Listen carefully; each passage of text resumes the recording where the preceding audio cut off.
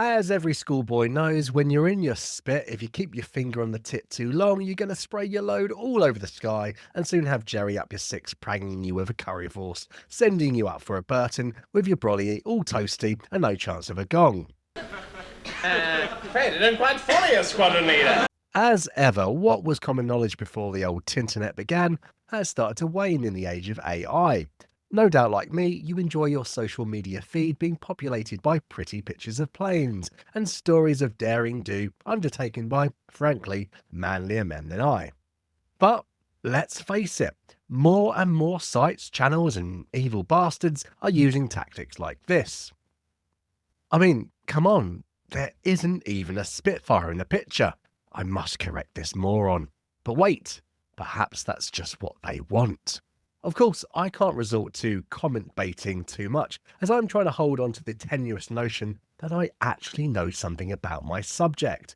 On a serious note, one of these infuriating videos popped up in my Facebook feed recently, making a bold claim about the accuracy of the 2017 Dunkirk film. My instant reaction was, bollocks. Then I thought about it for a second and yes, I was right the first time. This was the gist of the AI-generated, narrated video, and sadly I know exactly which text-to-speech software it is. But anyway, this is what it says. His Spitfire fires rounds in 2-second increments. Okay, kudos on saying that it was better to use short bursts. Absolutely. And interestingly, the AI scriptwriter told them a Spitfire was carrying up to 18 seconds of ammo in 1940. Unfortunately, the one used to research the screenplay for Dunkirk, or at the very least that technical advisor, took it the other way. You see, while Adolf Galland is famous for supposedly asking Goering for a squadron of Spitfires, all the RAF needed was for Christopher Nolan to be the armourer, seeing to their 303s. So before we actually get to the movie, let's look at the historical facts. The Spitfire Mark 1A, as was being depicted in Nolan's film, carried 8 Browning 303 machine guns, each with a capacity of at least 300 rounds. That's an average loadout of 2,400 rifle caliber bullets. By checking Wikipedia, because let's face it, they can't get everything wrong, these could be fired off at a rate of 1,150 rounds per minute. This bloke also said it, so that's good enough for me. As you always have to use AI to fight AI, ChatGPT reliably informs me that if a complete spring chicken was to have a sticky finger, he would poop off his entire load in 15.65 seconds, no doubt being quickly shot down by a Teutonic shitehawk soon after. However, if you have a look through some of the combat reports on the National Archive website, you get a slightly different and quite colourful picture. So, as I just said, Spitfire Mark 1As, which 2 of the 3 Spitfires in Dunkirk actually are, were often said to be carrying 2,400 rounds. However, it would appear that at least one squadron, in this case number 603 Squadron, carried more than the 300 rounds per machine gun often stated. Without looking too hard, I came across 2 reports claiming the pilots expended up to 2,800 rounds. Now, while it is true that these reports came from September and October 1940 respectively, even if the pilots were flying a Mark II, which they weren't because I checked and 603 Squadron didn't receive them until later in October 1940, that wouldn't have made a difference. Both variants had the same capacity of ammunition. Not an important note, but interesting to mention nonetheless. Based on the reported rate of fire of the 303 machine guns carried in the Mark I Spitfire, this would extend the available ammunition to 18.26 seconds, without stoppages of course. So this AI-generated video did get something right then. A Spitfire pilot during Operation Dynamo might very well have had 15.65 seconds up to 18.26 seconds of ammo at his thumb tip. Another interesting thing I noticed in the combat reports was the unavoidable presence of the human factors. Based on the estimation of some of the pilots on how long they held down the tit and how much ammunition was discovered to have exited their guns, the rate of fire of the Browning 303 machine gun ranged from 16 to 26 rounds per second. Of course, Wikipedia and this guy would suggest the true rate of fire was actually 19.1 plus change rounds per second.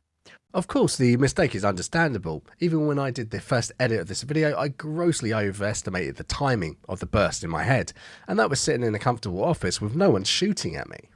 So that's the history of the maths. What did Hollywood decide to show us? Now, if you haven't seen Dunkirk before, go and stream it and enjoy. It's a movie, so as long as you leave the textbooks on the shelf, you won't have the old Bill knocking on your door to find out what all the screaming and sounds of destruction are about. Good morning. Saying that, there's some spoilers on the way. The aerial component on the film can be broken down into 3 distinct combat scenes. It all starts off with 3 Spits, call sign Fortis, arbitrarily flying along at sea level, where they will obviously be the most effective. They meet a couple of 109s, although smelling strongly of chorizo for some reason. At first sight, there's only one snapper, which quickly latches onto Fortis 2. Tom Hardy, flying as Fortis 1, manages to shoot this one down, but how much ammo does he use?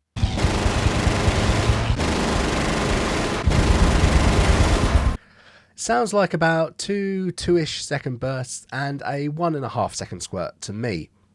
That's about 843 rounds, between 30% and 35% of his full armament load, depending on that particular Spitfire's loadout. Guys, we're just through the first scene here. Then Fortis 1 gets hit by the second 109 that wasn't initially spotted. During this combat, Fortis leader disappears from view, never to be seen or heard from again. My hunch is that he just blew up. The engine's overheating and so am I. We either stand down or blow up. Which do you want? Despite a hostile aircraft flying around, Fortis 1 and 2 managed to have a nice chat about where the CO might have pipped off to, all the time flying straight and level. This brings us to the second main dogfight, involving a single Heinkel 111 and some very overprotective escorts. Tom Hardy in Fortis 1 goes for the bomber, and Fortis 2 goes for the fighters, helpfully flying in front of their asset.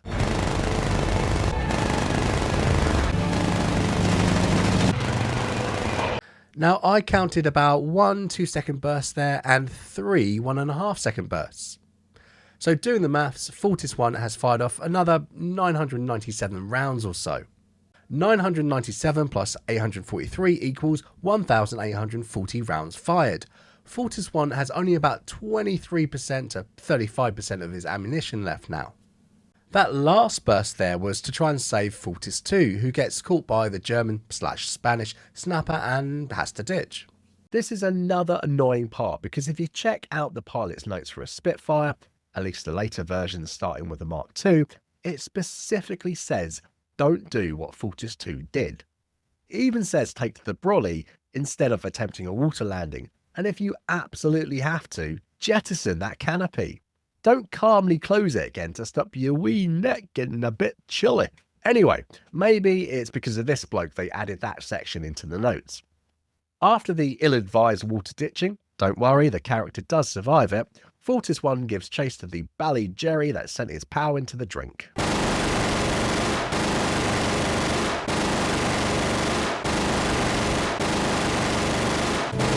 There I counted 4 1.5 second bursts and 2 modest 1 second squirts too. So in just this one dogfight to down the Bosch who got Scotty, Tom Hardy pips off 1,227 rounds. This action alone would account for over half a normal Spitfire 1A's loadout and 44% of a Spit carrying 350 rounds per gun. But ladies and gentlemen, Lowland isn't done yet. Fortis 1 had been damaged at the beginning of the fight, supposedly knocking out its fuel content display gauge and, I assume, causing a fuel leak or accelerated fuel consumption. The character has a choice to make: return to Blighty or shoot down a German bomber targeting British shipping. Of course, the choice is obvious. I mean, pilots are easy to train in 1940 and Britain had spits coming out of his ears, didn't it? In the next dogfight, Fortis 1 throws all caution to the wind in order to down the Heinkel, but is attacked by another fighter, which he shoots down before returning to attack the bomber again.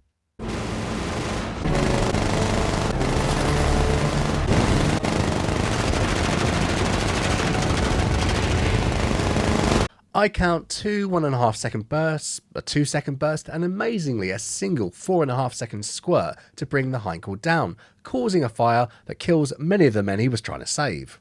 So in terms of bullets, that's got to be at least 1,457, a full 61% of a normal loadout, or nearer 25% of an overloaded Spit. But let's not forget the rest.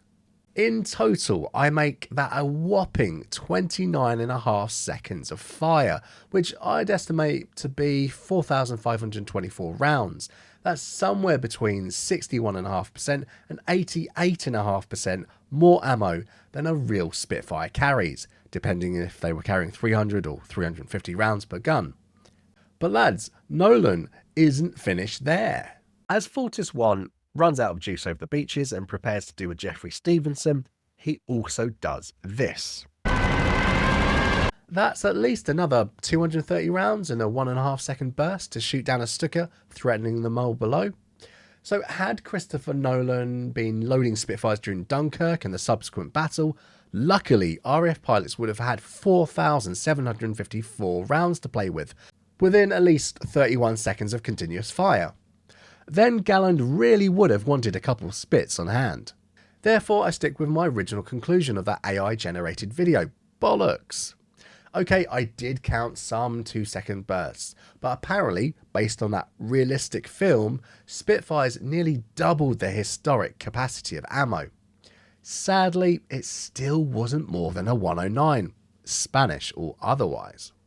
Look, if you've enjoyed this light-hearted video, why not subscribe to the channel and help encourage me to make more videos in the future. Also, please watch another video of mine on screen now to really please the YouTube gods and drag this channel out of decline. I appreciate it.